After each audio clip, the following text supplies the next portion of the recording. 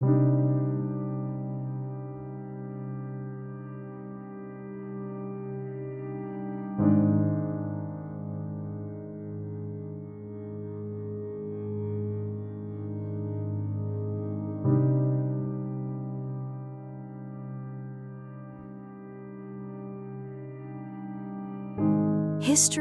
remembers moments of truth.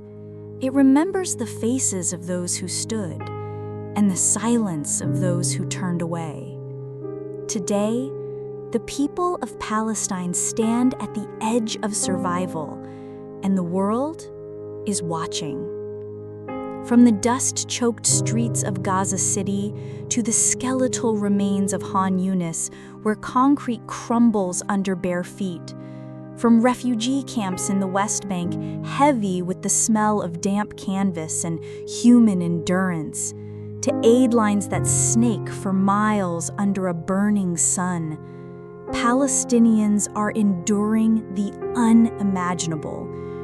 They are enduring starvation so raw, the sound of a pot boiling has become a memory of luxury. They are enduring bombing so relentless, silence itself feels suspicious, as if danger hides behind the quiet. But this is not only a story of grief. It is also the story of defiance, of a people whose very breath has become an act of resistance. In Gaza, food is more precious than gold. A father tears a single piece of bread into 6 parts, his hands shaking, his lips whispering prayers only he can hear. He eats nothing. The bread is for the children. A mother walks past the ruins of what was once her kitchen and pauses, staring at a single teaspoon lying in the dust. It was her mother's. Now it is all she has left of her home. The air smells of smoke and metal. Dust clings to the skin. In the distance, the faint call to prayer cuts through the chaos, reminding them that God is still here, even in the rubble. They remember the life before, the clatter of teacups in the morning, the laughter of children chasing a football down narrow streets, the scent of freshly baked kubs drifting from a neighbor's window. Now those same streets echo with the cries of the wounded. That laughter has been replaced by the heavy silence of absence. But as the bombs fall, a powerful wave is rising far beyond these borders. From London to Jakarta, from Cape Town to Santiago, millions are marching, waving Palestinian flags that ripple in the wind like stubborn flames. They marched not for politics, but for humanity. In South Africa, lawyers stand before the International Court of Justice, calling it by its name, genocide. In Ireland, leaders demand immediate ceasefire, their voices steady, their resolve unshaken. In Brazil, the government refuses to sell even a single weapon to the occupier.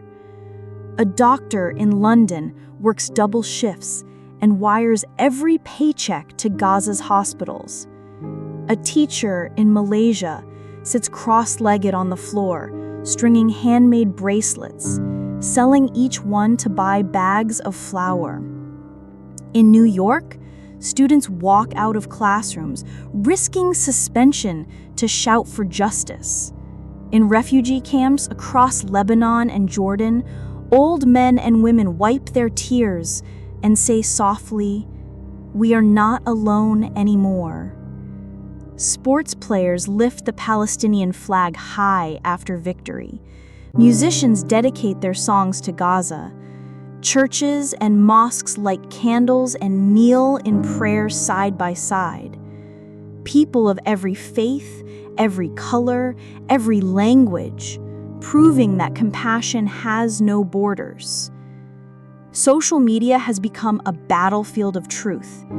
The camera in the hand of a child, the trembling voice of a mother in a short video carry more weight than the most polished headlines. These videos pierce the walls of propaganda. They demand that the world look and keep looking. In Gaza tonight, a boy lies awake under a sky without stars. He counts the seconds between each distant explosion. His little sister sleeps beside him, clutching a broken doll, its fabric stained with the dust of their destroyed home. He whispers to her in the dark, "When we grow up, I'll build us a new house with a big window to see the sea." In that promise, there is defiance. In that whisper, there is hope. History will remember these days. It will remember who stood for justice and who turned away. If you are hearing this, you have a choice: to be silent or to speak, to ignore or to act. You can share their stories. You can boycott products funding their oppression. You can join peaceful protests. You can send aid where it reaches Palestinian hands directly. One day, when your children ask you, "Where were you when Palestine needed the world?" you will want to say, "I was there.